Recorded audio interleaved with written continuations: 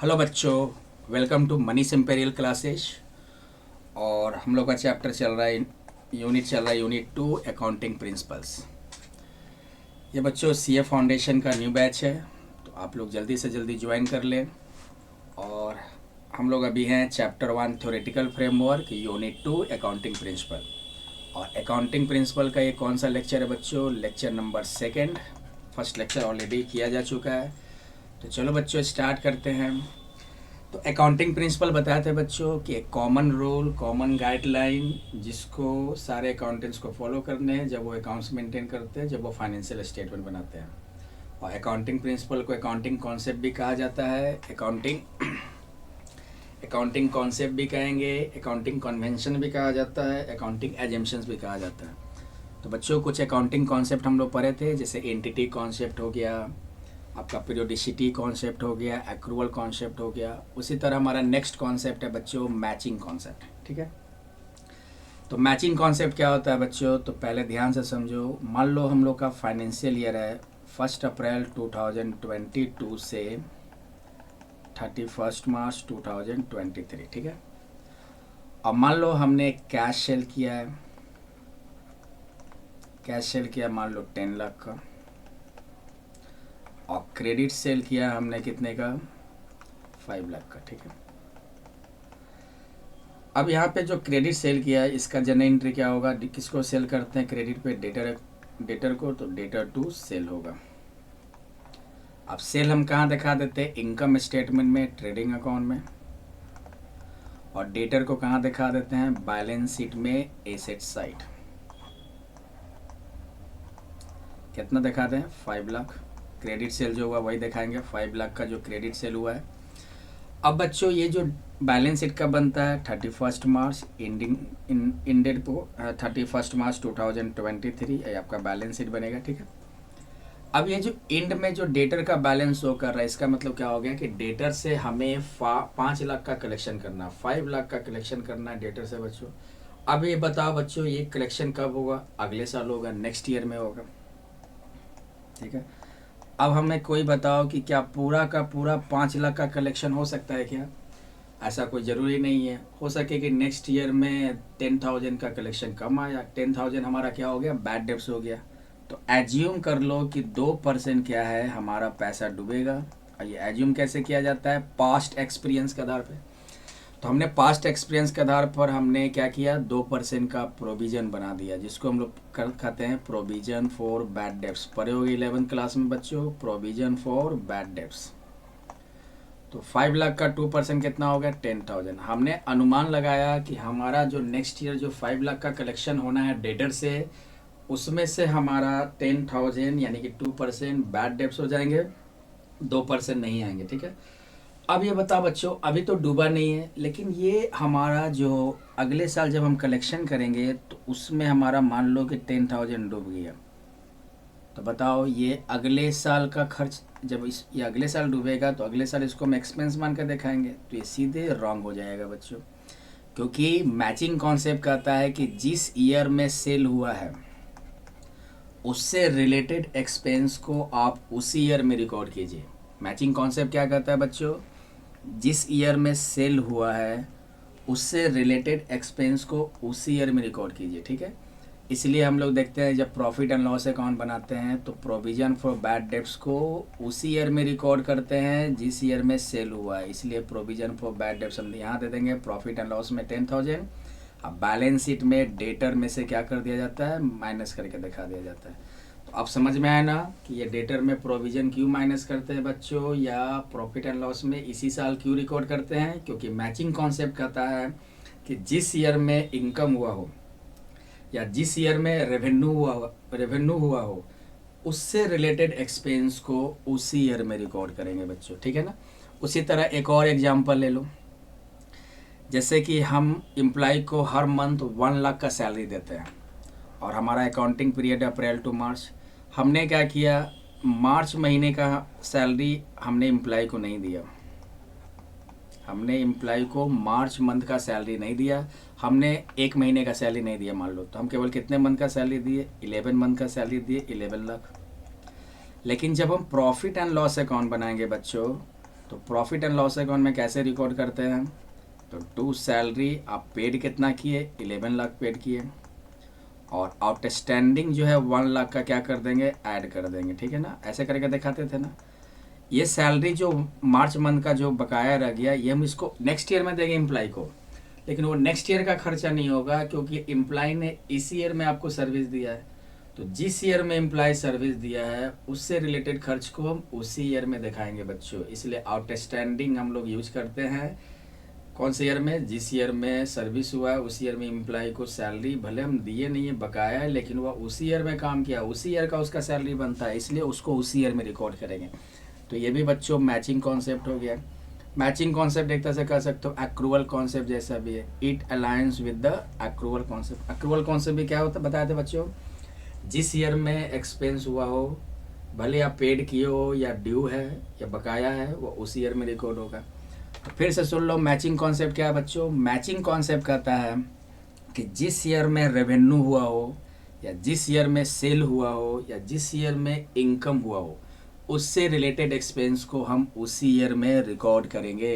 इसी को कहते हैं मैचिंग कॉन्सेप्ट। जैसे provision for bad debt, outstanding, ये सब को जो हम रिकॉर्ड करते हैं अकाउंट्स बुक में, कौन से कॉन्सेप्ट के अकॉर्डिंग, मैचिंग कॉन्सेप्ट के अकॉर्डिंग। एक और एग्जांपल लो, हमारा ये फाइनेंशियल ईयर है, इस ईयर में हमने 10 लाख का सेल किया, और हमने क्या किया, वारंटी दिया अपने कस्टमर को कि आपको हम वारंटी भी देंगे, यानी कि सेल करने होता है ना, आजकल का चल रहा है कि सेल जब होता है कस्टमर को बेचा जाता है तो कस्टमर वारंटी मांगते हैं।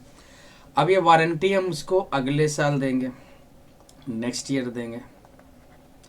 तो नेक्स्ट ईयर क्या, ये वारंटी एक्सपेंस रिकॉर्ड होगा। ये वारंटी पे भी खर्चा नहीं हुआ है, कस्टमर क्लेम करेगा वारंटी पे तब खर्चा होगा, लेकिन चूंकि सेल हुआ है जिस ईयर में, ये खर्च भी उसी सेल से रिलेटेड है, इसलिए इसको उसी ईयर में रिकॉर्ड करेंगे। तो बच्चों यही है मैचिंग कॉन्सेप्ट। मैचिंग कॉन्सेप्ट क्या कहता है कि जिस ईयर में रेवेन्यू हुआ हो उससे रिलेटेड एक्सपेंस को उसी ईयर में रिकॉर्ड करना चाहिए, यही है मैचिंग कॉन्सेप्ट। तो बच्चों एक लिखा हुआ है ये आपका स्लाइड, इसको आप पढ़ लोगे, इसको भी पढ़ लोगे। कैसे पढ़ोगे, वीडियो पॉज करके, नहीं तो स्नैपशॉट ले सकते हो। नेक्स्ट है बच्चों going concern concept. Next concept क्या है बच्चों, गोइंग कंसर्न कॉन्सेप्ट। नाम ही से इसका मीनिंग दिख रहा है बच्चों। गोइंग कंसर्न कॉन्सेप्ट क्या कहता है, गोइंग कंसर्न कॉन्सेप्ट कहता है बच्चों कि बिजनेस तब तक कंटिन्यू रहेगा जब तक बिजनेस इंसॉल्वेंट ना हो जाए या बिजनेस लिक्विडेशन पोजीशन में ना आ जाए। लिक्विडेशन का मतलब समापन की स्थिति में ना आ जाए। क्या गोइंग कंसर्न कॉन्सेप्ट क्या कह रहा है बच्चों, गोइंग कंसर्न कॉन्सेप्ट कहता है कि बिजनेस तब तक कंटिन्यू रहेगा जब तक बिजनेस इंसॉल्वेंट नहीं हो जाता है या बिजनेस लिक्विडेटेड नहीं हो जाता है, बिजनेस समापन की स्थिति में नहीं आ जाता है। दूसरे वर्ड में कहेंगे कि गोइंग कंसर्न कॉन्सेप्ट के अकॉर्डिंग कि बिजनेस क्या है, अनसर्टेन है, अनिश्चित काल तक चलता रहेगा, बिजनेस स्टेबल है, बिजनेस टिकाऊ है। ठीक है बच्चों, तो यही है गोइंग कंसर्न कॉन्सेप्ट। देखो इसको, जैसे कि फर्नीचर हम लोग खरीदते हैं, मान लो 10 लाख का फर्नीचर खरीदे और इसका लाइफ टाइम है मान लो 5 इयर्स। तो बच्चों डिप्रिसिएशन कैसे निकालते थे, याद होगा 11th में पढ़े होगे। डिप्रिसिएशन कॉस्ट में से स्क्रैप घटा दो, तो कॉस्ट आपका 10 लाख, स्क्रैप नहीं है तो 0 ले लो और लाइफ टाइम से डिवाइड करते हैं। ये लाइफ टाइम क्या होता है बच्चों, एस्टिमेटेड होता है। तो कितना आ गया, 10 लाख माइनस 0, 10 लाख बाई 5 कितना, 2 लाख का एनुअल डिप्रिसिएशन हो गया।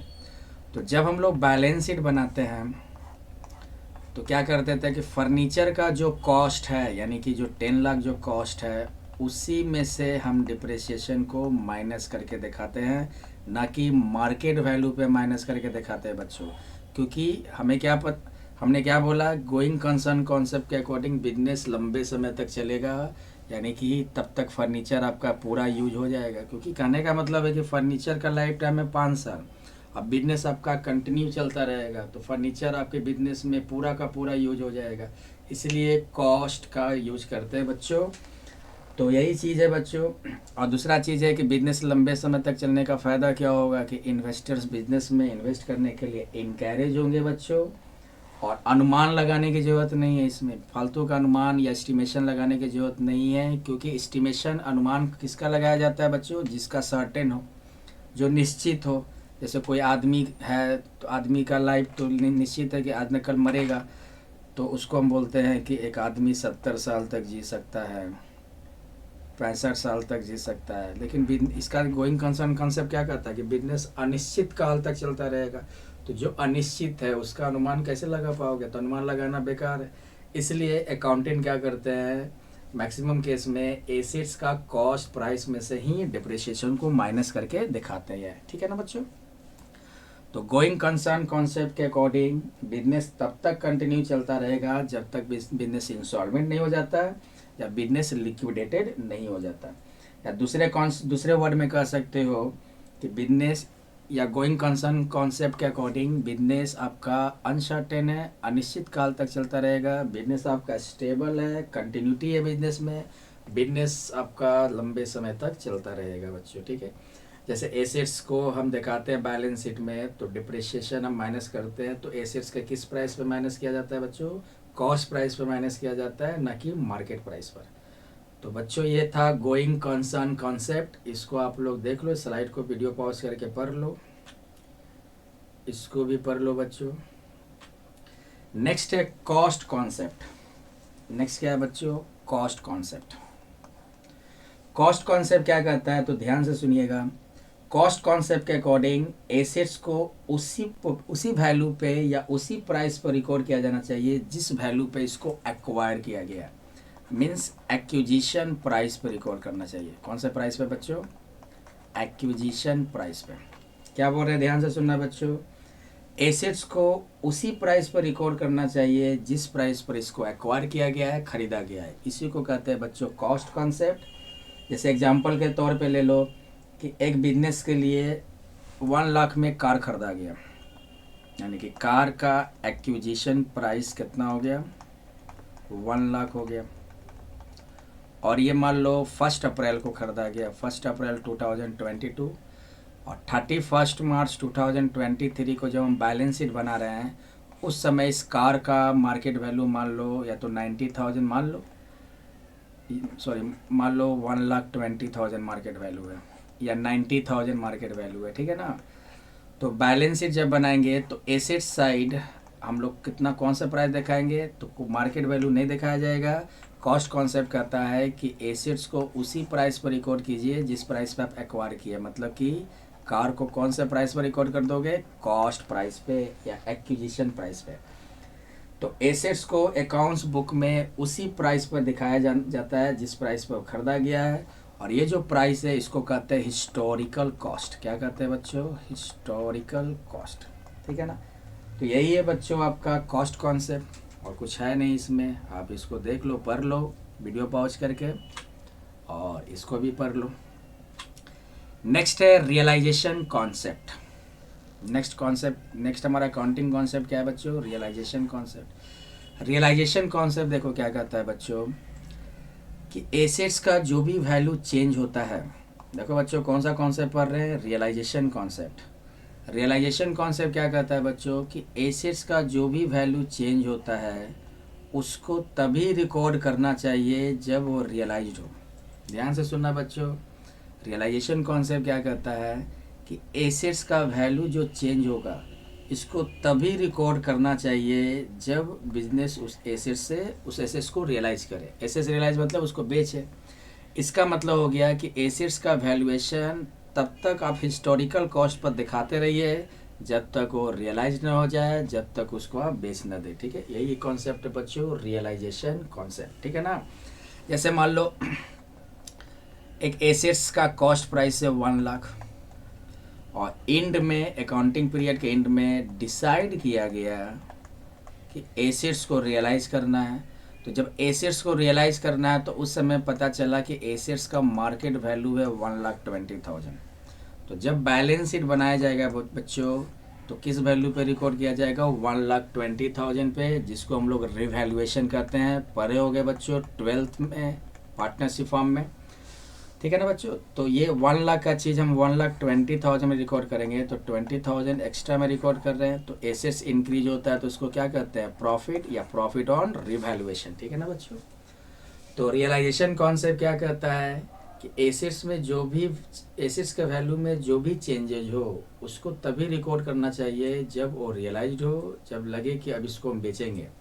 इसका मतलब कि एसेट्स को हिस्टोरिकल कॉस्ट पे तब तक दिखाएंगे जब तक वो रियलाइज नहीं होता है, लेकिन जब हम उसको रियलाइज करने जा रहे हैं तब उसको हम किस वैल्यू पे दिखा देंगे, मार्केट वैल्यू पे दिखा देंगे बच्चों। ये हमारा हो गया कौन सा कॉन्सेप्ट, रियलाइजेशन कॉन्सेप्ट। तो ये जो मार्केट वैल्यू पे हम दिखा रहे हैं या इसको कहते हैं रिवाइज्ड वैल्यू बच्चों। अब जरूरी नहीं है कि 1,20,000 ही हो, 1,00,000 है, जरूरी नहीं कि अधिक ही हो सकता है कि 90,000 उस समय उसका रिवाइज वैल्यू हो। ठीक, रियलाइज वैल्यू कितना हो, 90,000 है कि 1,00,000 का चीज़ हमको 90,000 मिलेगा, तो इस केस में हमारा लॉस ऑन रिवैल्यूएशन हो जाएगा, लॉस ऑन रिवैल्यूएशन हो जाएगा। ठीक है, तो यही है बच्चों रियलाइजेशन कॉन्सेप्ट। क्या है रियलाइजेशन कॉन्सेप्ट, कि एसेट्स के वैल्यू में जो भी चेंजेज हो उसको तभी रिकॉर्ड करना चाहिए जब बिजनेस उसको रियलाइज़ करेगा। इसका मतलब एसेट्स को हिस्टोरिकल कॉस्ट पे ही आप रिकॉर्ड कीजिए जब तक उसको रियलाइज़ न कर ले। ठीक है ना, और जब डिसाइड कर लेते हैं कि एसेट्स को रियलाइज़ करना है तब उस समय उसका जो भी मार्केट वैल्यू हो उस वैल्यू पे उसको रिकॉर्ड करेंगे, जिसको हम लोग कहते हैं रिवैल्यूएशन। ठीक है ना, और इस केस में क्या हो सकता है कि अगर मार्केट वैल्यू अधिक है तो प्रॉफिट होगा, मार्केट वैल्यू कम है तो लॉस होगा।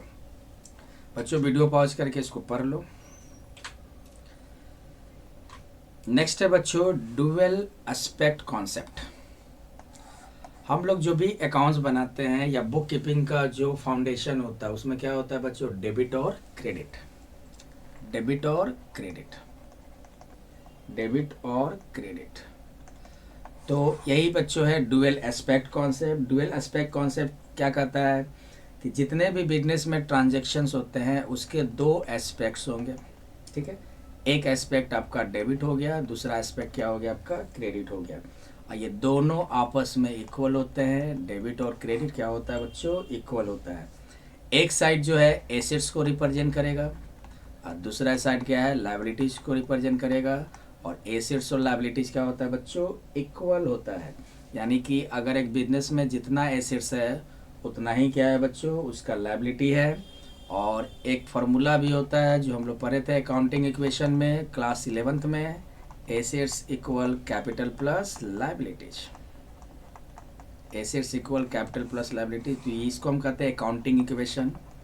तो अकाउंटिंग इक्वेशन जो है कैसे, अकाउंटिंग इक्वेशन किससे डेवलप होता है, किस बेसिस पे डेवलप होता है, डुअल एस्पेक्ट कॉन्सेप्ट पे बच्चों। ठीक है, यानी कि for every debit there is a credit, यानी कि अगर डेबिट है तो उसके लिए क्रेडिट है, अगर क्रेडिट है तो उसके लिए क्या है बच्चों, डेबिट है। डेबिट और क्रेडिट इक्वल होता है बच्चों। तो फिर से सुन लो, डुअल एस्पेक्ट कॉन्सेप्ट इस बात पर बेस्ड है कि हर ट्रांजैक्शन के दो एस्पेक्ट्स होते हैं, एक डेबिट और दूसरा क्रेडिट।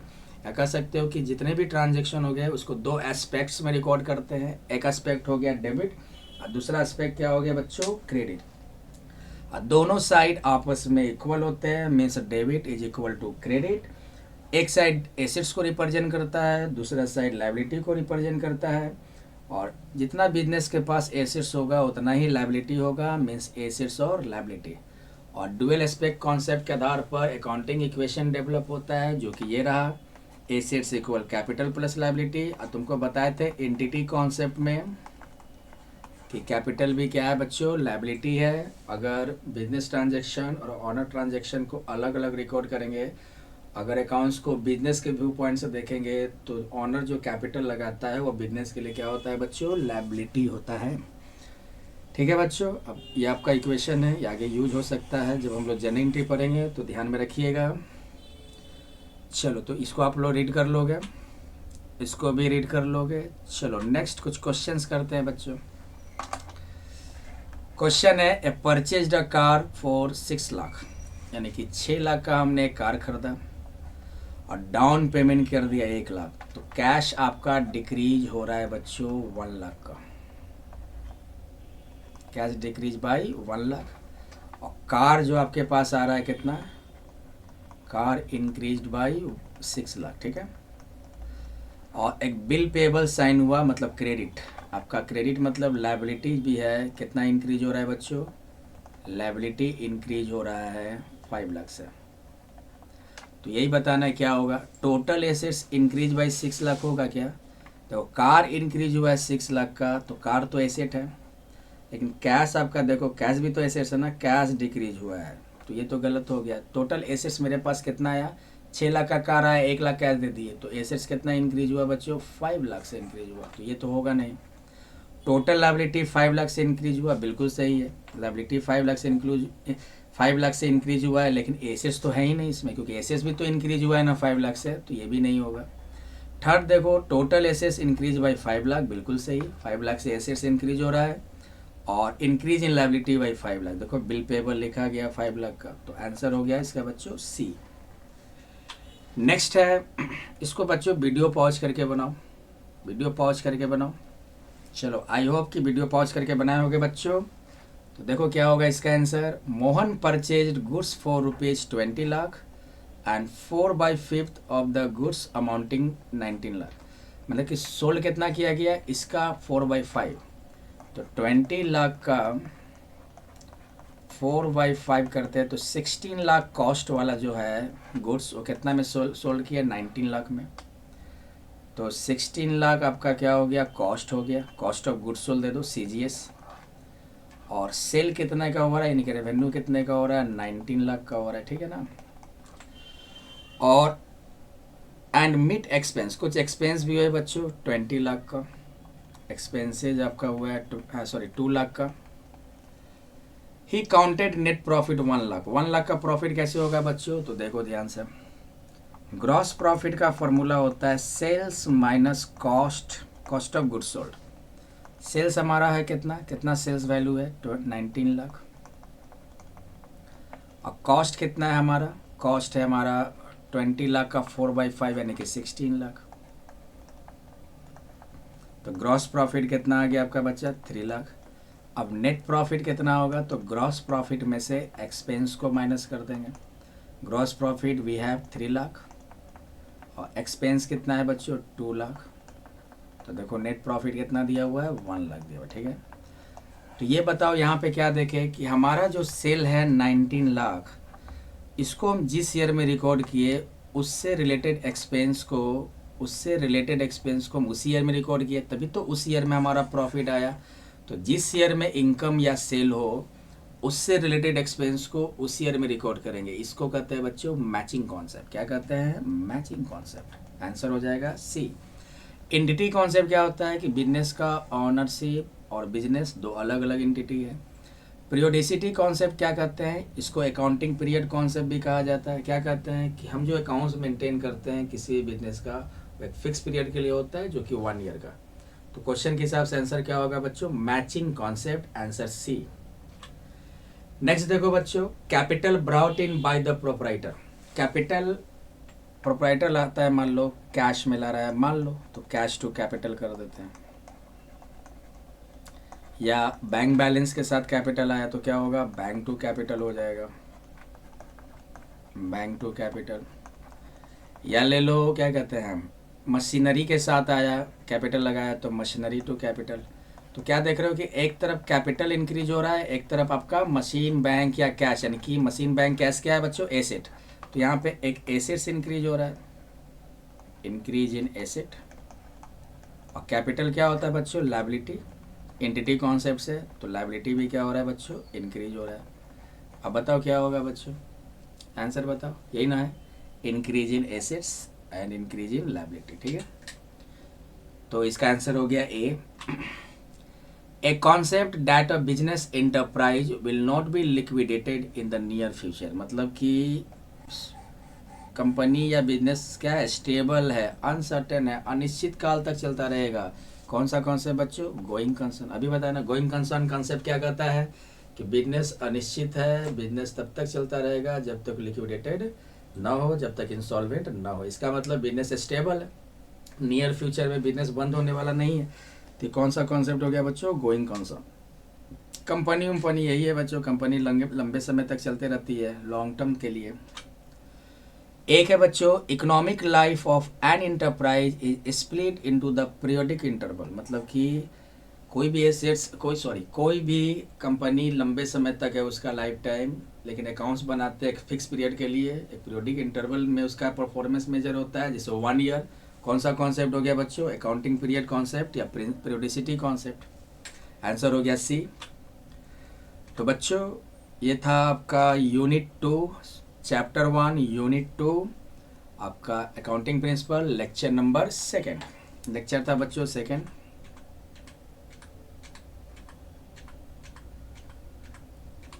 ये रहा लेक्चर नंबर 2। और बच्चों मॉक टेस्ट के लिए आप लोग मेरे एप्लीकेशन पे आ सकते हैं।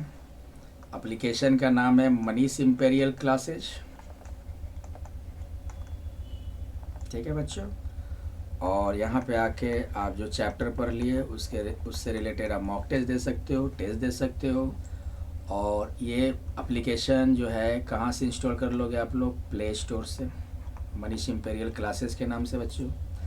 और एक चीज़ बच्चों कि आप लोग मेहनत तो करो ही, एक होता कमिटमेंट करो। आप जितना ज़्यादा कमिटमेंट करोगे कि हमें क्रैक कर लेना है, हमको अपना फ्यूचर संभालना है, फ्यूचर बढ़िया करना है, फ्यूचर बहुत अच्छा करना है, तो मेहनत करने के साथ साथ आपको कंटिन्यूटी होनी चाहिए। तो ये सब चीज़ों को ध्यान में रखोगे बच्चों। बिना सेल्फ स्टडी किए कुछ नहीं होगा बच्चों, कुछ नहीं कर पाओगे, इसलिए सेल्फ स्टडी बहुत ज़रूरी है। तो बच्चों अब हम लोग मिलते हैं नेक्स्ट क्लास में, यानी कि फ्राइडे को। सॉरी, आज कौन सा दिन? थर्सडे हो गया, फ्राइडे को मिलते हैं। ठीक है, ठीक है बच्चों, थैंक यू।